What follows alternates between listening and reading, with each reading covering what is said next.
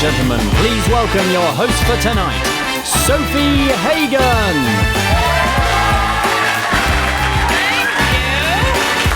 Thank you very much. Hello and welcome to BBC Ouch Storytelling Live.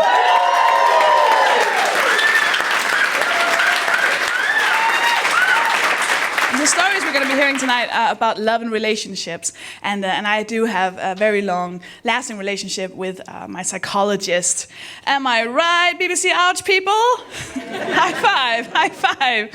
I've seen my psychologist for 10 years now. 10 years. She's incredible. She's always trying to help me get out of, all my mental health issues, and there's quite a few. We have depression, we have anxiety, and binge eating disorder, which is the cool one. I don't know if you know about that. It's where you eat so you can't feel anything, right? Because it hurts. There's a lot of pain inside because, you can feel the bones if you just swallow them. And so there's a lot of pain right in my throat after a good piece of chicken. My psychologist is amazing. She's a very, very good psychologist, an incredible psychologist. For those of you who can't see me, I'm fat, and that's not a bad thing. That's not a bad thing. I like being fat. I love my body. I think everyone should love my body, because, yeah, why wouldn't you? And but that means that sometimes people will give me advice on how to lose weight. People will be like, oh, you should stop eating sugar. And I'm like, I can't stop eating sugar, because then I'll feel. And that's the reason I eat, is to not feel all the feelings. I have a depression and anxiety. I don't want to feel my feelings. My psychologist once tried to fix it. We were trying to deal with some of the feelings that I don't know how to show. For example, anger. I'm very bad with anger. I don't know how to express anger. So when I do express anger, it kind of explodes, right? So she tried to fix that. So she said to me, next time you feel angry, just try and express it. And I said, oh no. No, I don't think that's not enough food in the world for me to feel angry. I'm sorry, that's not going to happen. And she said, listen, this is what you do. Next time you feel angry, you just say the words, I am angry. And I said, okay, this is on you. I went from that session, I was very, pleased with what I was about to do. I was like, okay, I'm going to go out, I'm going to actually try and feel my anger, and I'm going to try and express it. And I was practicing the sentence, I am angry.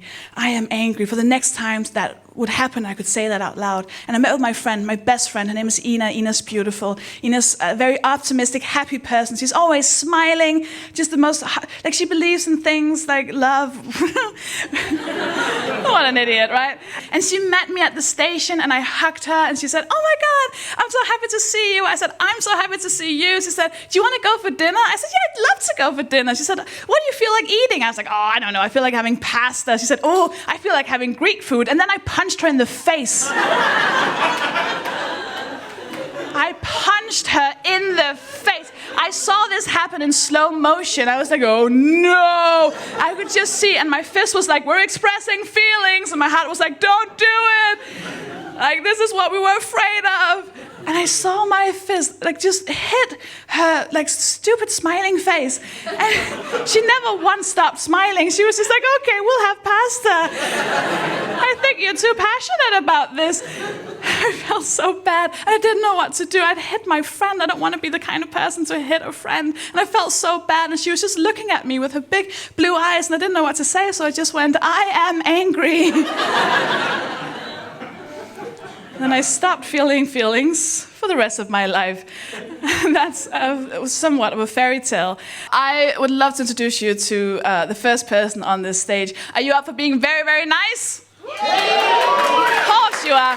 Please give it all for your first person of the night. It is Ruby McGann!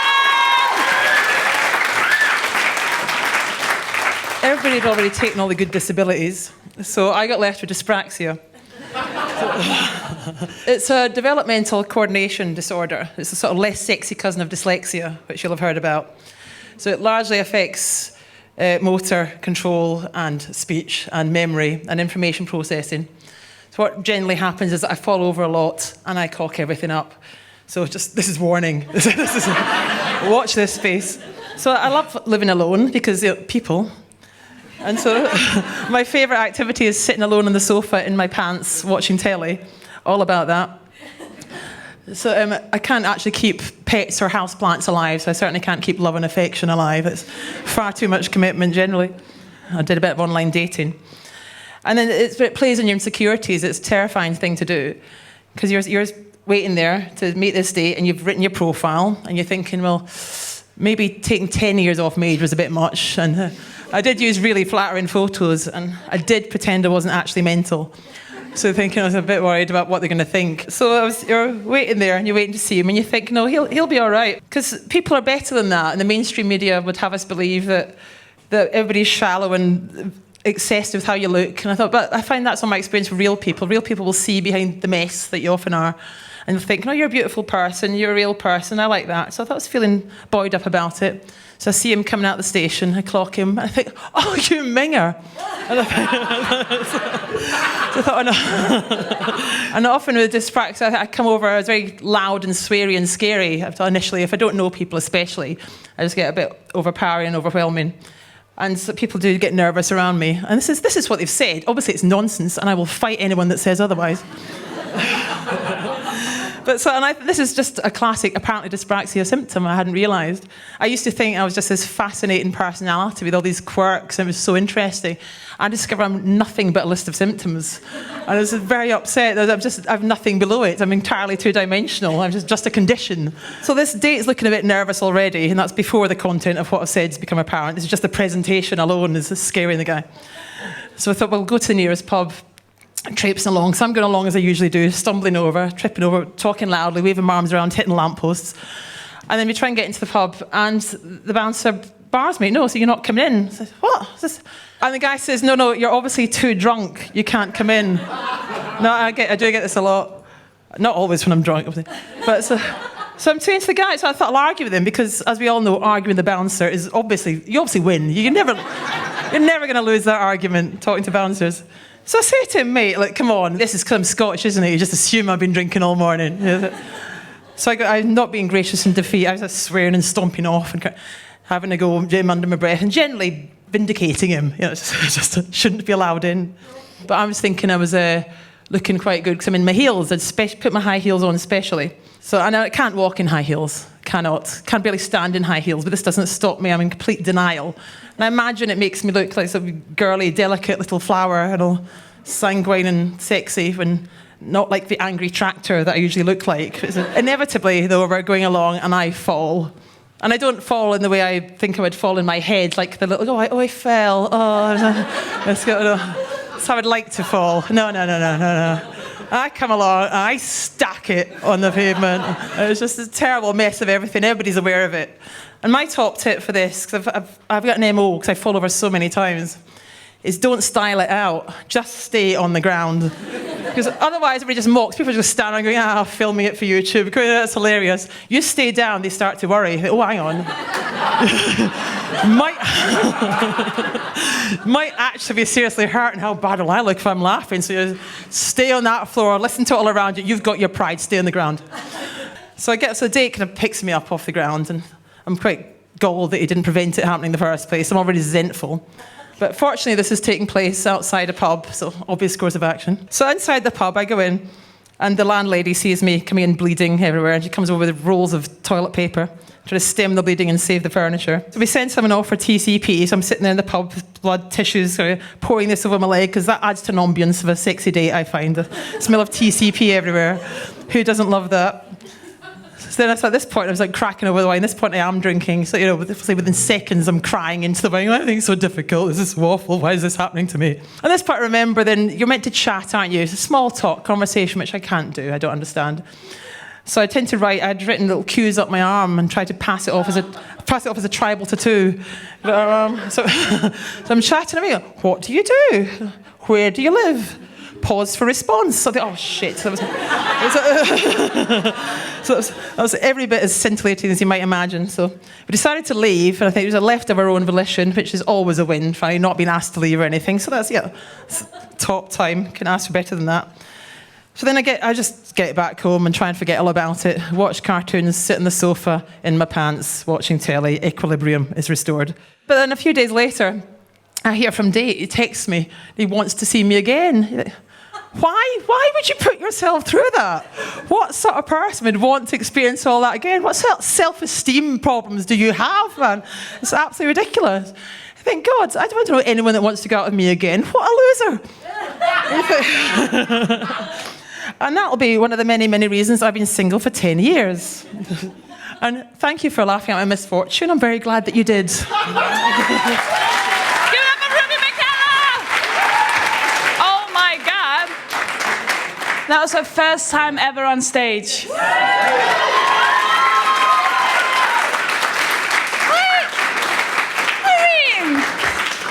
I've slept with worse comedians than that. Like, that was amazing. We are about to have another storyteller on the stage. Are you ready for that? Yay! Yay! Please give a warm round of applause for the amazing Mick Scarlett! Now, when I first discussed with the BBC Ouch team what I'd be talking about today, I said, can I talk about how I met my wonderful wife, who's sitting just there? Hello, wonderful wife. About the romantic story of seeing her across a crowded dance floor and how I immediately knew that she was the one for me. No, they said, no, that's really boring. What we want is something edgy, something that's going to push boundaries. And then I thought, I know, I'm going to talk about my willy and sex, because that's edgy, isn't it? But I woke up one morning, on the morning of my German O-level, and found that my legs hurt and my back really hurt. And every time I tried to stand up, I fell over. So, of course, an ambulance was called. I was rushed to hospital, and it transpired that my spine had collapsed. Yes, it is true, folks. You can break your back in your sleep. I just thought I'd tell all you bipeds that just to make your day. So eventually I came out of hospital and, as you can tell, I had lost the ability to walk. There was no more standing for me. And there was also no more standing to attention down there. I had lost what the doctors call erectile function. Knew that would happen. Complete silence. Right? So I thought, that's it. Game over, man. Game over. I thought that was it. So I thought, I got really down and depressed. I thought, I know, I'll become what's known as the world's best male friend. And all my girlfriends would come round and I'd do their hair and I'd do their makeup and I'd dress them all up and then I'd send them out on dates, normally with blokes wearing leather jackets, which is why I now wear leather all the while, they owned mopeds, and if they were real bastards, they owned a Ford Capri. Which, trust me, when I was young, was a giveaway sign that it was going to be bad. And then what would happen is, that night, she'd come back round the house and cry on my shoulder, go, Mick, he had sex with me and then he dumped me. Oh, why can't boys be like you? I, of course, didn't see this as what I would now obviously recognise as a come-on. What I thought was, well, they're never going to want to be with me because I can't do it. So I would be like, oh, yeah, don't worry, next time you'll be fine. One of my best female friends came to me and said, look, Mick, I've met this girl and I'm in love. I think she's great. Will you come to a party and meet her and all of her friends? Yeah, of course. So I arrived. I was the one wearing the most makeup in the room. We're all there and we're all getting on famously. And then, as was the fashion back then, it was time for a game and everyone said, let's play Truth or Dare. We always play Truth or Dare at every party. I don't know why, because it always ended up with a row. Normally because we were either too truthful or too daring. Normally too truthful. But I thought, this could be it. This could be my chance. I can tell my secret. Because up until then, I'd kept it quite quiet. My brother didn't know. My mum and dad didn't know. Even my doctors didn't know. I was keeping it in. Yes, I was going to admit to Mr. Floppy. It was going to be great. Were they sympathetic? Were they caring? Not at first. You know when someone laughs just beyond that point where it's just, hang on a minute, it's not funny anymore. I'm feeling really upset. It was that. Then eventually my friend wiped away the tears, got her breath back, came up, stood up, got off the floor, whacked me around the head and said, Mick, you idiot, we're girls. We don't have willies. And we make love to girls, and we do it very well. Yay, they all cried. Of course they did. And I thought, duh. I honestly hadn't worked that out, which kind of shows how innocent I was as a teenager.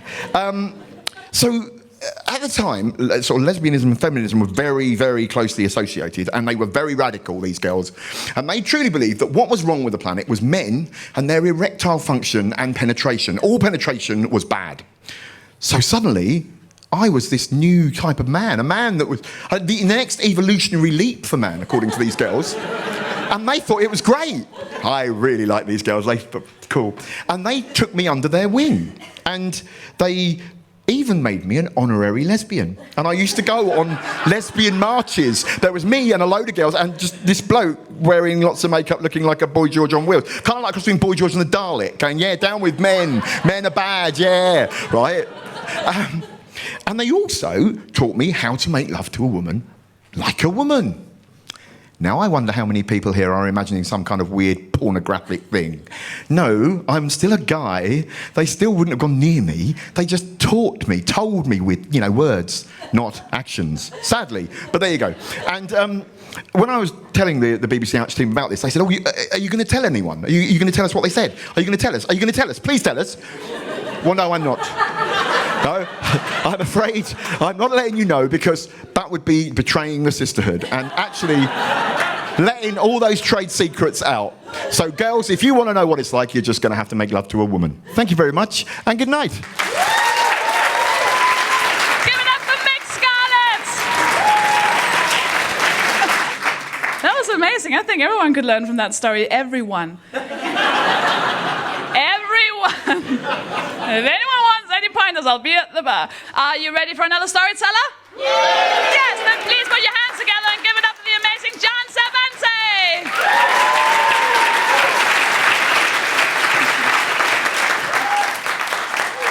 I told a fundamental lie to get here tonight. The producers phoned me a couple of weeks ago and said, right, so John, just so you know, the event's going to be at Bethnal Green and in front of a live audience. And I said, sorry, what? I said, Bethnal Green. I said, no, that's not the problem. So for many years, I've suffered from depression. Now, what does that actually mean?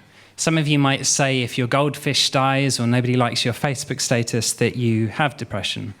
For me, it's a little more persistent than that.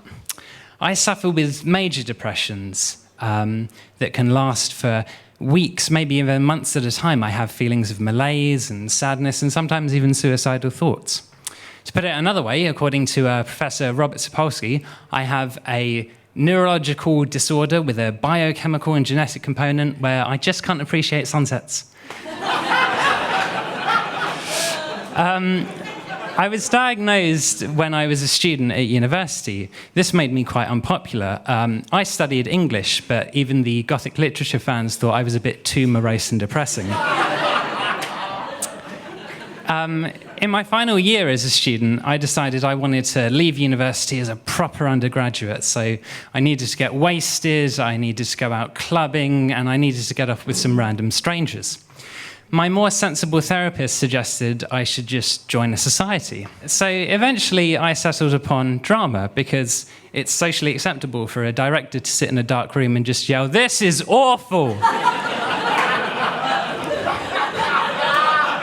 So at the time, a new friend of mine, Aveen, offered to help me put on a play. Now, Aveen was a very talented theatre student, and she was also just a really lovely person. When she'd found out about my condition, she confided in me that she had a family history of mental illness. So after, sort of making a bit of a bond with Aveen, I discovered this was somebody I could work with. She was not the kind of person who was ever going to ask me, "Can't you just cheer up?" Because she understood that was like asking a wheelchair user to stand. So she encouraged me to be more open and honest with people, and that kind of helped me get into the whole drama thing. After she organised some auditions, I realised I faced a huge challenge. The antidepressants I was taking at the time meant that I couldn't concentrate for any length of time. I would sort of zone out or just completely lose focus altogether. So how was I going to make it through an audition? Well, I came up with a simple and incredibly stupid idea. Without consulting my doctor or weaning myself off, I just stopped taking my antidepressants. What was the worst that could happen? So the first day, true enough, nothing happened. I was fine. The second day, I felt a bit dodgy, but it was all good. By the day of the auditions, I woke up a member of the Mumbling, Stumbling Dead. I had a headache. I couldn't really concentrate on anything. I felt disorientated, and I felt very, very nauseous. If you ever want to wreck an actor's confidence, just say to them, "Sorry, could you do that line again? I was trying not to vomit." Aveen was unbelievably angry with me that I just decided to stop taking my antidepressants. And in the car journey on the way home, I decided to sort of break the ice. And I said to her, "So, who do you think were the best actors today?" And as she listed all of these different people, I started to get more and more angry. She was mentioning all of the sort of stereotypical attractive types, you know, the young men and women with sort of designer clothes and trendy haircuts and gym bodies, which I really hated at the time. I said, "You know what? I never thought of you as the kind of sort of shallow human being. I thought you were a nicer person than that. You confided stuff in me. I'm actually starting to think you're a pretty bad person. Maybe I don't want to make this play with you anymore. Maybe you don't really understand the sort of nuances of human pain." She said, "Well, I'm not a superficial person at all, actually." And I said, yeah, sure, whatever. You're just lying to me. So she started to have a go at me, but she calmed herself down and stopped because, you know, she's a lovely, empathetic person and I'm not. I said, "I bet you've never been interested in somebody who's, you know, maybe over 6 foot, a bit kind of lanky." I just sort of started going on this diatribe about how, you know, there were ugly people in the world who are really nice too, because when you're suffering with depression, you go through this sort of period of wanting to make sure everybody else knows that you're feeling shit, and you want them to kind of feel shit as well, because it becomes like your moral duty to point out to everybody that the world is a really, really bad place, and it's really dark, and all those smiles that you see in the crowd, they've just got to go, because they're deliberately designed to offend you, and everything's morose. What's wrong with you? I haven't got a problem, you've got a problem. And she, sort of as if she could hear all of this nonsense churning about in my head, said, "Well, you know, I actually like plenty of unusual people." I said, "Oh, yeah? Yeah, really? You're a liar. That's what you are. You're a liar. You don't like anybody unusual. Who do you like who's unusual? Go on, tell me, who do you like who's unusual?" And she said, "Well, you." Now, I dealt with this really well. I just let a silence rest over the car for about 5 minutes. I was thinking whilst I was driving along, why would she, what? No, there's been a mistake here. I've misunderstood things. She didn't mean that she likes me, because nobody likes me, and I'm misanthropic, and I know I've heard the voices. They've told me I'm going to be forever alone, and that's my destiny from now on. As I pulled up to my student house, I turned to her, and with a cringing earnestness, I said, "Why would you say that?" She was too embarrassed at this point to look at me, and she just said, "Well, I know that you know you don't feel the same, but that's how I feel, and yeah, I do like you, and so there. I know we're just going to be friends, but I've put it out there now." A couple of days later, I decided to ask her on a date. Because, of course, if it all went wrong and I vomited on her or something, it just proved my worldview and everything was terrible, and I could go back to being depressed and happy with my depression. But to my surprise, it went well, very well. And to this day, some 3.5 years later, we are still together.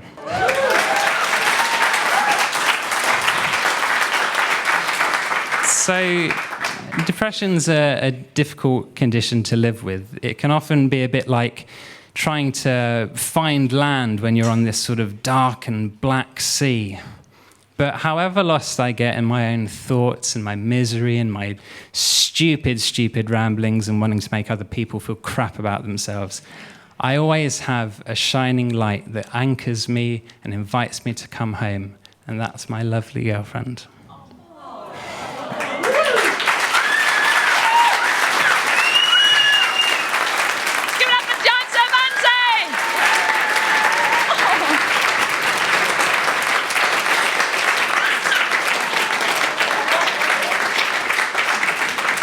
Okay, who needs a hug now? Right? Oh my God.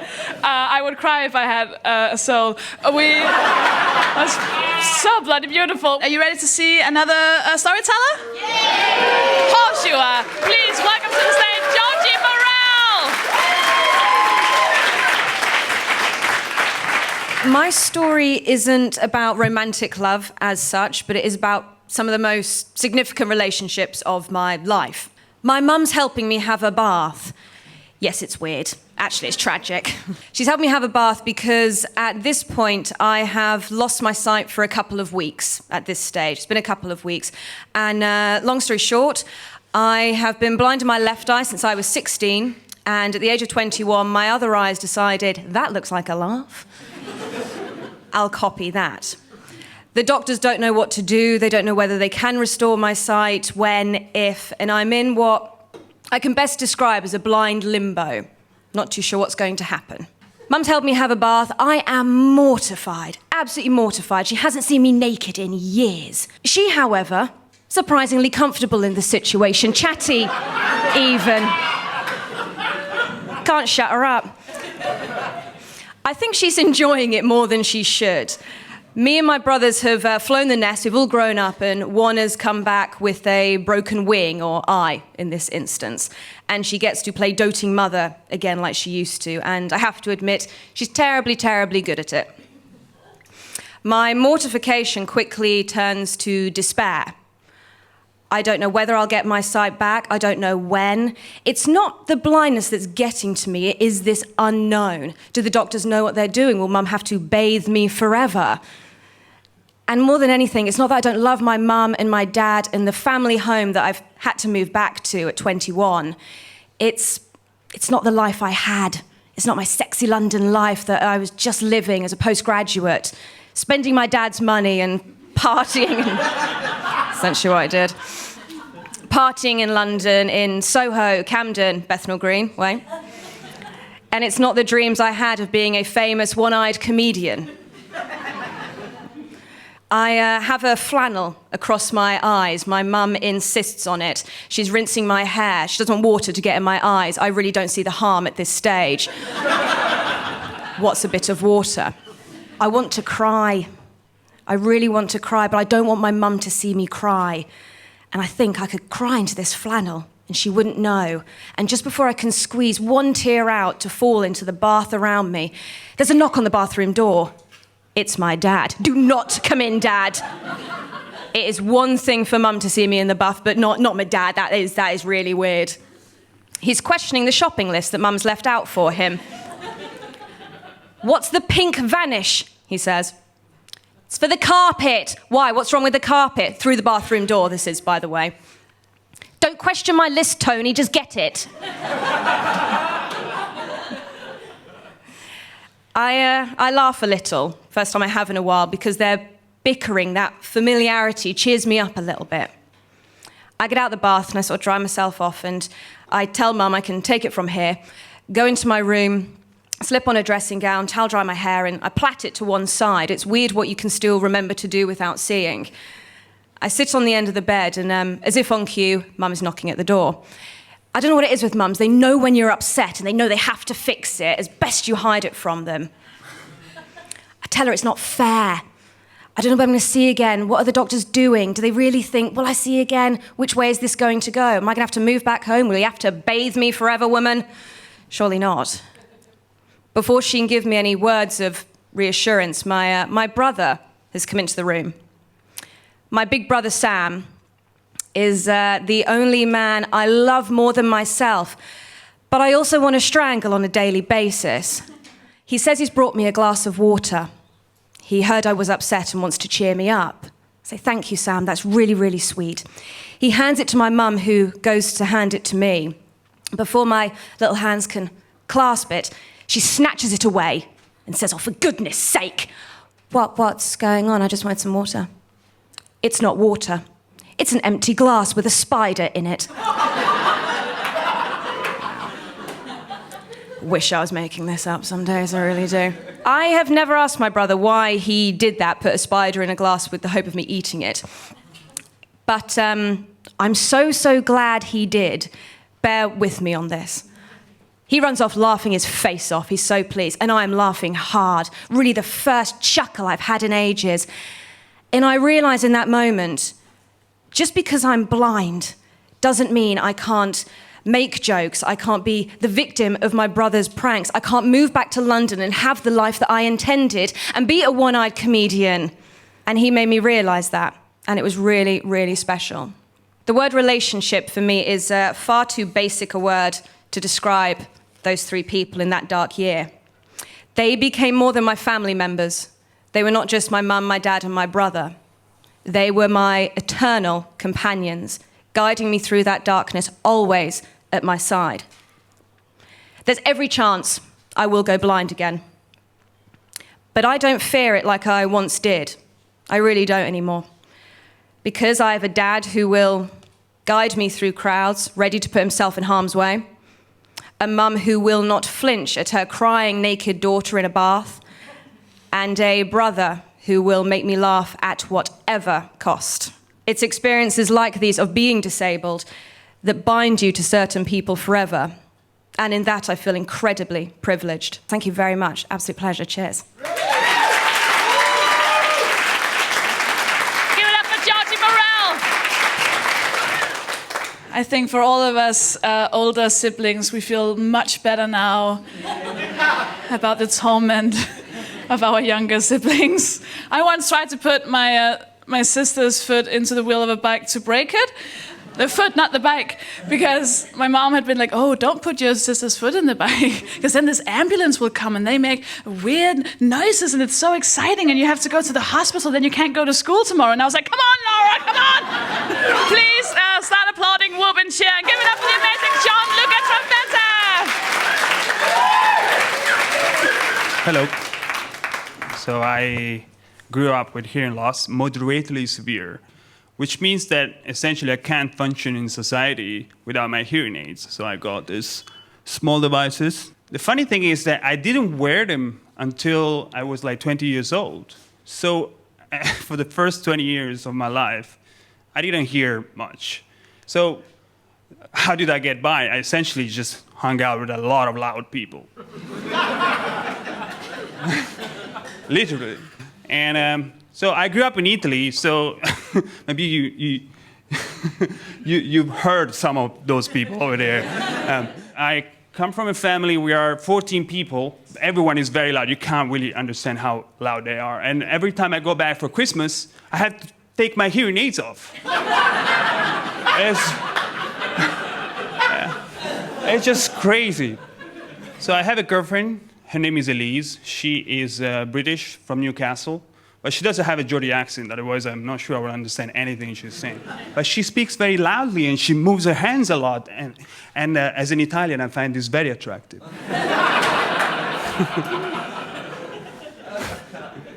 The only thing, she can speak quite fast.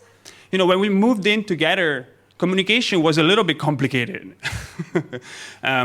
Because she is not used to speak to someone who has hearing loss, so she speaks to me as I have perfect hearing.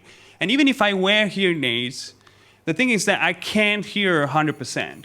So to give you an example, if I am in the kitchen busy doing something like cooking, and you walk into the room and start talking to me right away while I'm not seeing you, I can't hear very likely the beginning of what you just said. Even worse, if you speak to me from a different room. So I had to tell Elise, look, when you speak to me, speak while facing me, and speak loudly, don't cover your mouth, don't mumble, etc. And don't speak to me from another room. But Elise will forget about these things. So I had to come up with my, with a new strategy. So my strategy was dog training. I was gonna train Elise as if she was a dog, and I thought that was a good idea. So every time I couldn't hear her, I will interrupt Elise, and I will call her by the name, and I will tell her what she did wrong. Elise, you didn't speak while facing me. Or Elise, you were mumbling. Elise, I'm annoying myself now. Imagine how annoyed I was to her. So obviously, I thought this was a great idea, and I kept going. I took it one step further. I introduced the marks on the wall. So we had a chalkboard at home. So I said, Elise, every time you make a mistake, we're going to make a mark on the wall. Actually, it didn't work out because, believe it or not, I realized one day that she wasn't a dog. What really worked, we decided a couple of ground rules. The first rule was that we will always speak in the same room, no exceptions. And the second rule was the attention rule. So Elise will always try to get my attention first, and I will always give my attention to her. So I will stop doing something and tune in. This worked because we were both relaxed, and we were open to accept criticism. So And it wasn't like I was trying to interrupt her all the time, which was really frustrating.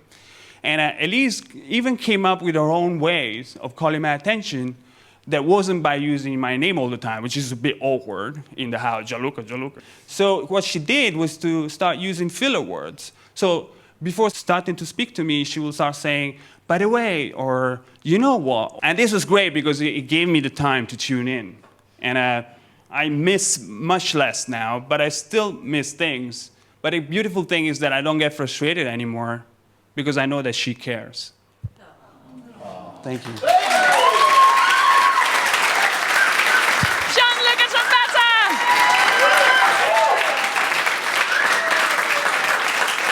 Amazing. Oh, that's so good. We have one more storyteller this evening. Are you up for that? Yeah! Oh, you've been great, and everyone's been great so far.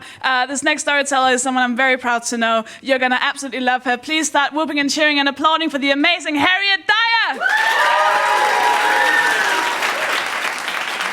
Right there. Wear an outfit that sums up mental health. You're welcome. That's my thing. I've got bipolar, and it's caused some mayhem in my relationships. Got a boyfriend at the bit, and he's like proper the one. It's absolutely lovely, so I doubt you want to hear about that. Before such an understanding boyfriend, this guy I was seeing had a problem with me doing stand-up comedy, I think, because I'm melting. Because I think he thought it questioned his masculinity. I don't think that's the word, and so he kept telling me that his job was more important and all of that. And then one day we were in bed, and he was telling me how good he'd be at comedy. So he was pretending there was a front row of women. There were women in the front row, and he was like, "Yeah, if you don't laugh at my jokes, you're obviously lesbians." Yeah, that's who I was dating, and then he's seen my medication when I was taking it by my bed. He's asked what it was, and I'm quite an open book, so I said what it was, and he goes, "Does that mean you're gonna kill me in the night?" Right? It didn't mean that, but if you carry on talking. The first time I thought I was in love, I was at uni, and this guy, I just couldn't believe that someone like him would be interested in me. He was so good looking, but there were like signs that maybe wasn't to be. Here was a sign. Once we're in bed, and I've woken up in the night with a very wet back, and I've gone, "Why is my back wet here, pal?" And he said, "Sorry, babe, I dreamt you were a urinal." Dreamt I was urinal, weed up my back in the night. That's not a keeper, is it? And then, when I was a keeper, when I was at uni, there was this girl that I probably worshipped the ground she walked on. I thought she was wonderful. She was a really strong, independent woman, really funny, really liked her. So she became my best friend. And then after a while, going out with this guy, I said to her, like my best friend, I said, "Something doesn't sit right with me. I don't know, I don't trust him. There's something not right." And because obviously she's my best friend, so I've opened up about stuff and all that. And she's gone, "No, Harriet, this is just your mental health is just telling you this. It's all in your head." I was like, "Oh, all right." And then when I spoke to him about it, he said the same thing. So I was like, "Oh, okay, that's what's happened." They were together, right? Yeah, how bad's that? They were getting together. And then when I proper caught them in it, they were doing the whole, "Yeah, but this is because of your childhood, Harriet, and this and that." So it wasn't even what they'd done. It was the fact that they were using all that against me. And I was livid.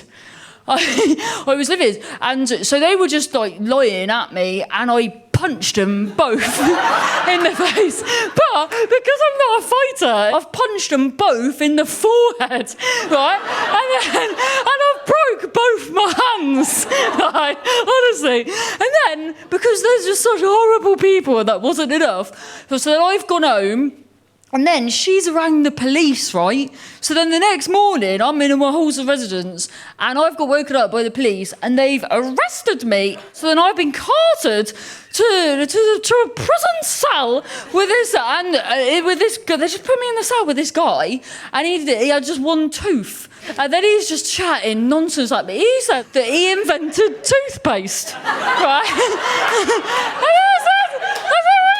And it made me laugh after all this nonsense. And then so I've gone, Mate, I don't think you did invent toothpaste. And he's gone, no, if you think about it, if someone with lots of teeth invented toothpaste, it'd be called teethpaste. I thought, you can't really argue with that, really. And that is, honest to God, is on my record forever. Like, I used to do teaching, and that is just so sad that is on my record. Thanks ever so much. Cheers.